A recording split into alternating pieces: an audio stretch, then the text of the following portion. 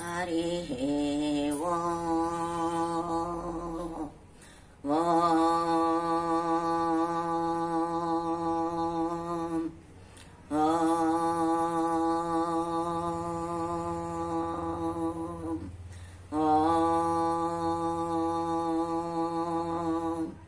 ఓం గం గణేశాయ నమః.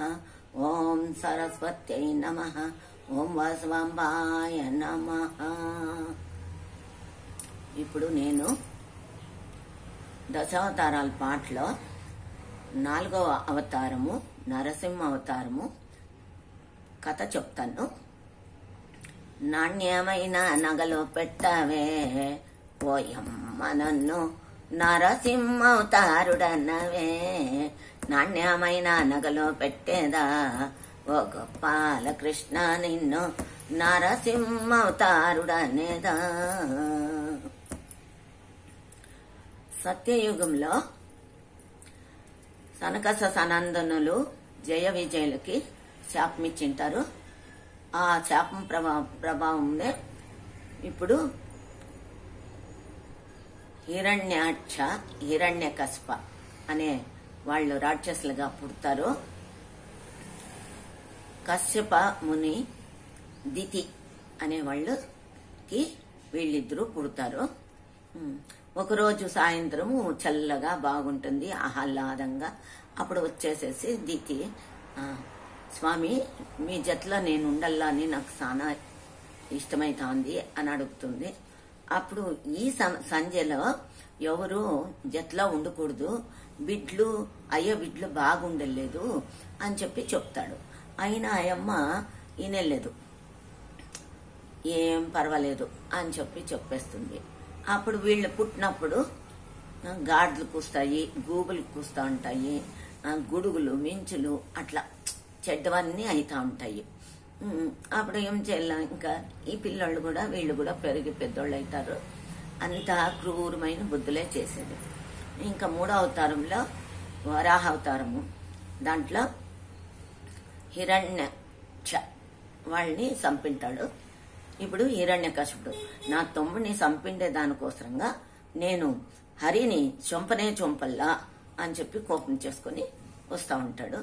గురువుల దగ్గరకు పోయి అడుగుతాడు, నేను ఇప్పుడు పోతాను అని. నాకు శుక్లాచార్యుడు, ఇప్పుడు నువ్వు ఇట్లే చంపకపోతే నువ్వు సోలిపోతావు, నువ్వు వరమడక్కొనేసేసి వరమడిగి ఇచ్చి నువ్వు సావు రాకున్నట్లు వరమడిగి నువ్వు చంపేదానికి ప్రయత్నించు అని చెప్తాడు. సరే, కయాదు అని పెండ్లాం పేరు, ఆయమ్మ నిండు గర్భవతి. ఆయమ్మ ఇప్పుడు వద్దు అని చెప్తుంది, అయినా ఈనలేదు. నేను పోతాను అని చెప్పి పోతాడు అన్నమాట. ఇంకా ఆయప్పేమో తపస్సు కూర్చుంటాడు. ఈ ఇంద్రుడు ఏం చేస్తాడంటే, అయ్యో వీడు తపస్సు చేస్తా ఉన్నాడు, మనకి తిరుగా ఊనం వచ్చేస్తుంది దేవతలకి అని చెప్పి ఆ కయాదిని ఏమన్నా చేసి సంపసేస్తే ఆ పిల్లోడు పుట్టేరలేదు కదా రాక్షసుడు అని చెప్పి అనుకుని ఆయమ్మని చంపేకొస్తాడు.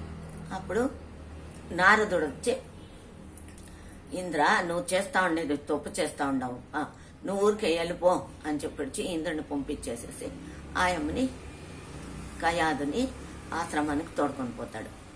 ఆశ్రమానికి తోడుకోపోయి ఎప్పుడు వేదాలు పురాణాలు గుర్తుంది కదా, నారద మహర్షి అంటే వాళ్ళ పని అది, హోములు హవనాలు అన్ని చేస్తూ ఉంటారు. ఒకనాడు కథ ఇంటూ నిద్రపోతుంది. అప్పుడు కడుపులో ఉండే శిశువు ఊ ఊ అని ఊగుడుతూ ఉంటాడు. అప్పుడు చూసి, ఏ నారాయణ అంతా నీ లీల ఇదంతా నువ్వు అని చెప్పి ఖుషి పడతాడు. ఆనక ఆయమ్మకి డెలివరీ అవుతుంది, బాగుంటారు. ఈ అప్పకి బ్రహ్మదేవుడు ప్రత్యక్షమవుతాడు. ప్రత్యక్షమయ్యి, నాకి చావు రాకూడదు, పొద్దున్నే రాత్రి ఆడవాళ్ళతో మగవాళ్ళతో నరులతో సురులతో ఎవరితోనా రాకూడదు, ప్రాణులతో రాకూడదు అని వరమడుక్కుంటాడు. సరే తథాస్తు నేర్చి వెళ్ళిపోయిస్తాడు. ఇంకొస్తా ఉంటాడు. అప్పుడు వీళ్ళకి చెప్తాడు, దావలో చిక్కి కొడుకును కొన్ని పెండ్లాము ఉంది అని చెప్పిన దానికి వచ్చి తోడుకొని పోతాడు. అట్లే తొట్లు కట్టి పేరు ఏం పెట్టాలా అని చెప్పి ప్రహ్లాదుడు అని పెడదామని చెప్పి మాట్లాడుకొని ప్రహ్లాదుడు అని చెప్పి పేరు పెట్టి ఇంటికి వస్తాడు. ఇట్లా సమయంలో దేవేంద్రుడు నేను లేకుండా టైంలో వచ్చిండాడు కదా, నిన్ను చంపేదానికి ఉండు నేను వెళ్ళిపోతాను అని చెప్పి పోతాడు. ఆయన పోయిన దానికి తిరిగా కొడుకు పెద్దోడవుతాడు. కొడుకు పెద్దోడైపోయినాక ఎప్పుడు నారాయణ నారాయణ అంటనే ఉంటాడు ప్రహ్లాదుడు.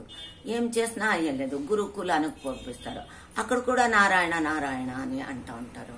ఇంక ఏం చేయాలప్ప అని చెప్పి ఇట్లు కాదు చేసేది అని చెప్పి పెద్ద కొండపై నుంచి కిందకు దొబ్బేయమంటారు. ఏమీ అయ్యలేదు. లేసి వస్తాడు, నదిలో వేస్తాడు, సముద్రంలో వేస్తారు, ఆనెలతో తొక్కిస్తారు. ఏం చేసినా కూడాను ఏనుగులు ఏమీ చేయవు, నాగపాములు ఏమీ చేయవు, ఏమీ లేదు. శ్రీహరి అనుకొని వస్తూ ఉంటాడు. ఇంకా అయిన పని కాదప్ప ఇది అని చెప్పి కయాదు కాలకూట విషయం తెచ్చిండను ఈ ప్రహ్లాదునికి వద్దు అని చెప్తే ఇనుడు అని చెప్పి అంటాడు.